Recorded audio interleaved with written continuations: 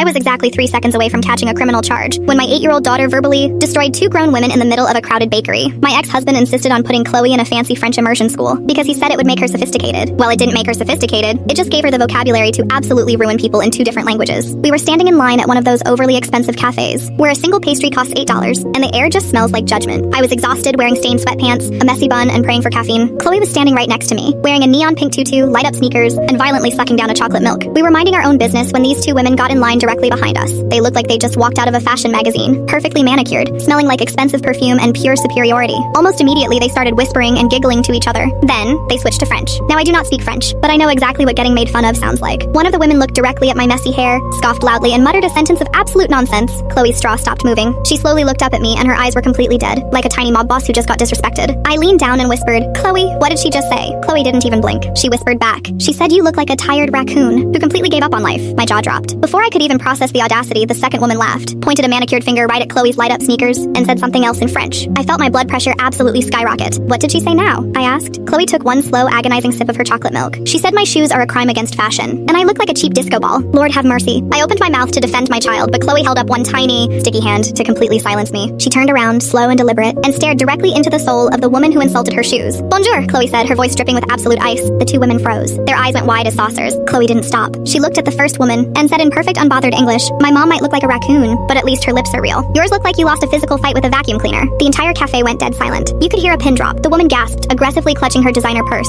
"Excuse me?" Chloe tilted her head, completely unfazed. "And you," she said, pointing a sticky finger at the second woman. "You have no business talking about my disco shoes when your foundation is 3 shades darker than your neck. You look like a floating peanut." I swear on my life, the barista ducked behind the espresso machine, just to hide his laughter. The first woman turned bright red, grabbed her friend by the arm, and they practically sprinted out of the front door. Chloe turned back around, calmly adjusted her pink tutu, and looked up at the terrified cashier. "Un pain au chocolat, s'il vous plaît," she said, sweet as absolute pie. The cashier, who looked like he had just witnessed a verbal homicide, slowly handed her the pastry, and whispered, "That one is on the house." Chloe took a massive bite, looked up at me, and smiled. "See, Mom? The French classes are finally paying off."